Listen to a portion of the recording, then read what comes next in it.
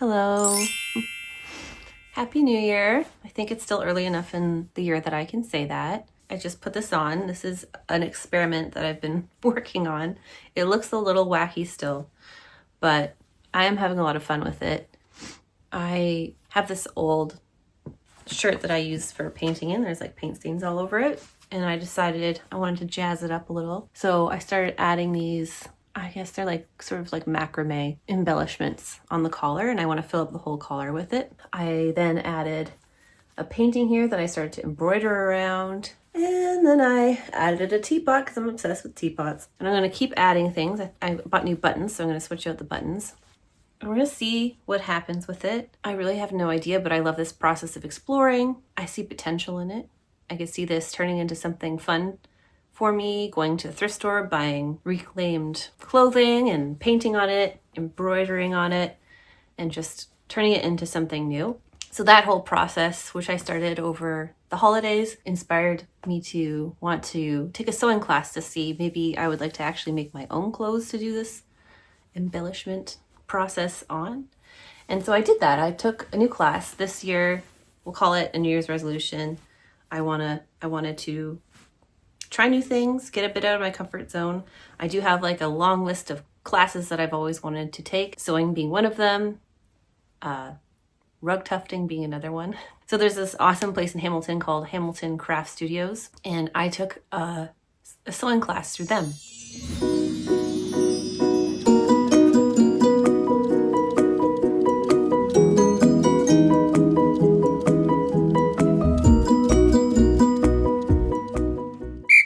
And so far, I made baby pants.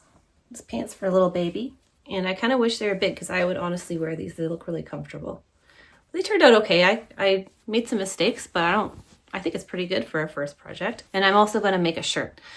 And I'm really glad I took this class. The teachers have been really supportive and everybody in the class is very friendly. So I've enjoyed it a lot. But I'm finding following a pattern, because of just how my brain works, it reminds me of baking. Like, it's very particular and specific and you can't really make a mistake and you're just following the step-by-step instructions, whereas I'm a bit more messy and I like this sort of process driven, like you don't know how it's going to turn out, you're going to experiment and maybe it will be a disaster, maybe it will turn out, who knows. But to me, that process of discovery and not knowing is fun. And with sewing, similar to baking, there is a right or wrong. Like, in baking, many times I've mixed up a teaspoon and a tablespoon, and that makes a big difference.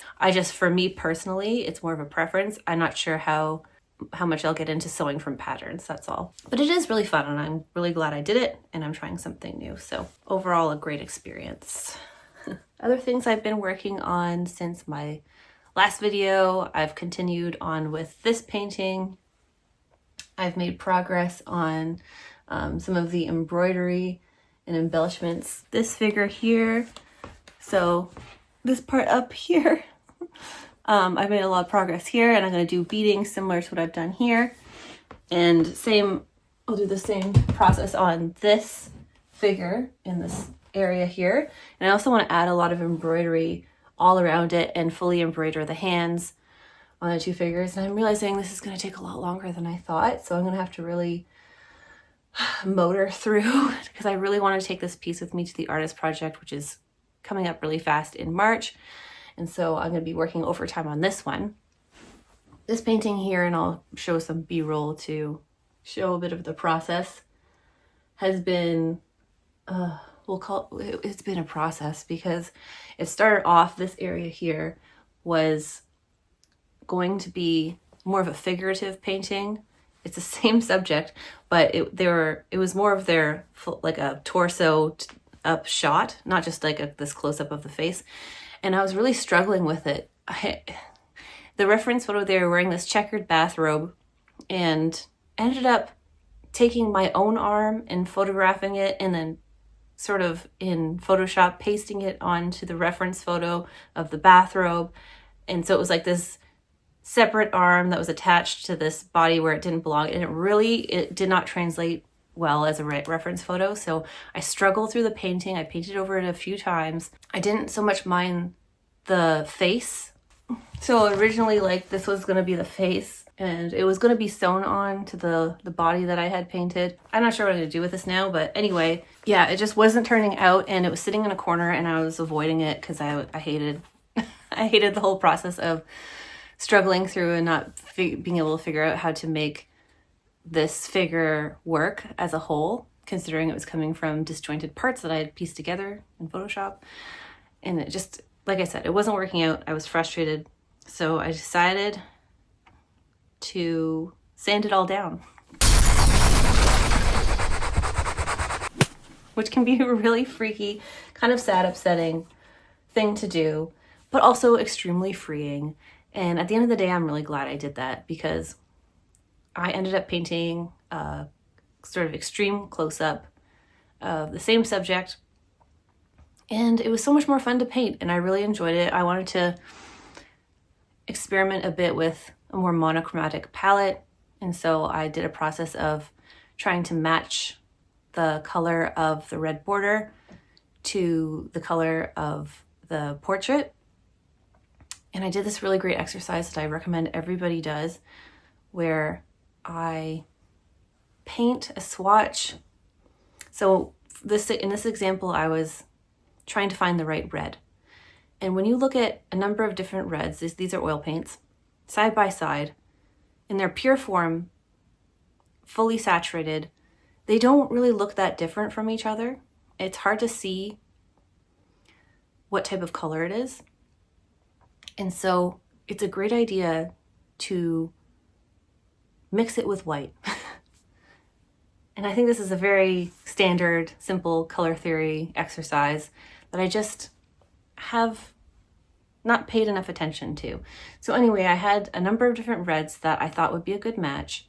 But then when I mixed them with white, I realized it became quite apparent which one would be the best match, because you can see whether it's a cool undertone or a warm undertone.